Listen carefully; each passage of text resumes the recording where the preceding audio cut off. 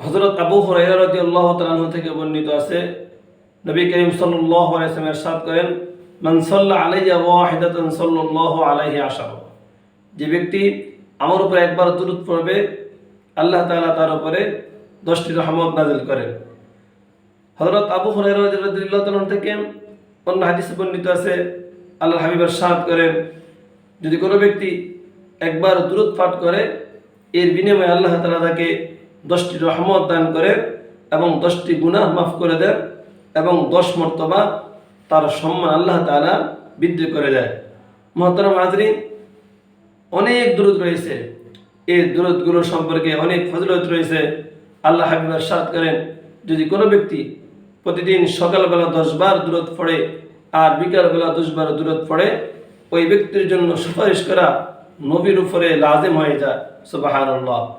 অন্য এক রাওয়ায়াতে এসেছে, যদি কোনো ব্যক্তি সকালবেলা 100 বার দুরূদ পড়ে আর বিকালবেলা 100 বার দুরূদ পড়ে, আল্লাহ হাবিবকে স্বপ্নে দেখার পূর্বে ওই ব্যক্তির কখনো মৃত্যু হবে না, অর্থাৎ মৃত্যুর পূর্বে ওই ব্যক্তি অবশ্যই আল্লাহ হাবিবকে স্বপ্নে দেখবে। এখন জানার বিষয় হলো, দুরূদের অনেক ফজিলত রয়েছে, এর মধ্য থেকে একটা দুরূদ নিয়ে আজকে আলোচনা করব, যে দুরূদটা যদি আমরা আমল করতে পারি, ইনশাআল্লাহ কঠিন কঠিন রোগ থেকে, বিপদ আর মুসিবত থেকে আল্লাহ তাআলা হেফাজত করবে।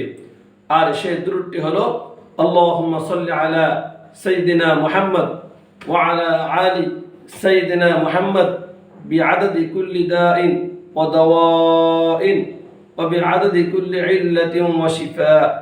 এই দুরূদটা যদি আমরা 3 বার পড়ে কোনো পানিতে দম করে আমরা কোনো অসুস্থ ব্যক্তিকে, কোনো রোগীকে, অথবা নিজে অসুস্থ হলে, রোগাক্রান্ত হলে যদি আমরা পান করে থাকি, ইনশাআল্লাহ তাআলা এই দুরূদের উসিলা আল্লাহ তাআলা আমাদেরকে পরিপূর্ণ শিফা দান করবে। কারণ দুরূদের মধ্যে রয়েছে রহমত। আল্লাহ হাবিব বলেন, যে ব্যক্তি দুরূদ যত বেশি পড়বে, সে আমার তত কাছে ময়দানে মাহশারে জান্নাতে থাকবে। আমি আবার বলছি দুরূদটি, আল্লাহুম্মা সাল্লি আলা সাইয়্যিদিনা মুহাম্মদ ওয়া আলা আলি সাইয়্যিদিনা মুহাম্মদ বিআদাদি কুল্লি দাইন ওয়া দাওয়া ওয়া বিআদাদি কুল্লি ইল্লাতিন ওয়া শিফা। আল্লাহ তাআলা আমাদেরকে এই দুরূদের আমলটা বেশি বেশি করার তৌফিক দান করুক এবং সব ধরনের মুসিবত থেকে, পরিপূর্ণতা মুসিবত থেকে আল্লাহ তাআলা আমাদেরকে পানাহ দান করুক। জাযাকুমুল্লাহু আহসানাল জাযা।